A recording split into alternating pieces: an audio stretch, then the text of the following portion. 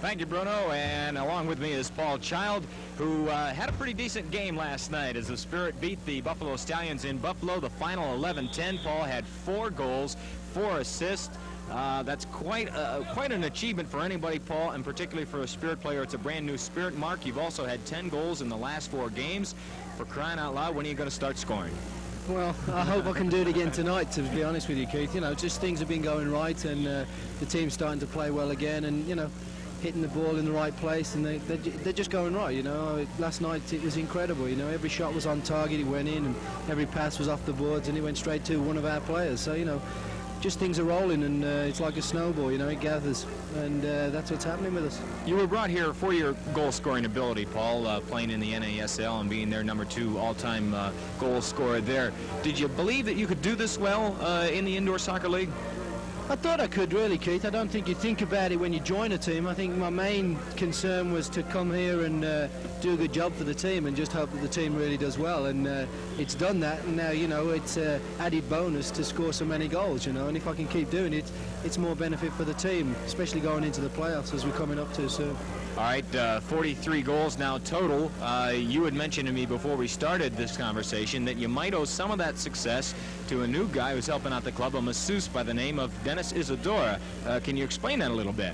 Yeah, well, he's into acupressure, and the guy is very good. I was suffering yesterday with a very bad hamstring pull, and I still have it today, but the guy's been working on me and doing a tremendous job, and ever since he's been with the team, I've been scoring goals. So, well, not just myself, the whole team. I mean, we've scored 33 goals in the last 3 games, and that's a hell of a lot of goals, and maybe that's something to do with him, you know, getting the players ready, being loose, being ready to play, and he's doing a great job for us.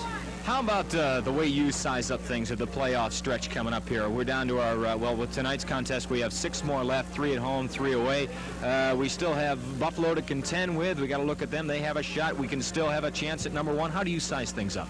Well, I think the main thing is we can keep on winning. I think, you know, realistically, we have 6 more games. I think we can at least win 5 of them, and if we can do that, I think we've still got a chance of catching New York. I think that's our main goal, and it'd be very nice to beat Baltimore in Baltimore. We haven't done that this season, and I think it's necessary, especially going into the playoffs where we might play this team, to beat them in their home court. I think, you know, psychologically it really helps a player and helps the team itself if you can beat a team at their home ground. So, you know, I think it's important to win tonight's game and then just take the others as they come along. How about staying healthy the rest of the way out? We lost Tibor Molnar last night. He has a groin pull, but it looks like we may get Greg Ostelchak back real soon, and maybe Arsene August in time for the playoffs. That must be very important to also, as a player, keep in your mind you want to stay fit.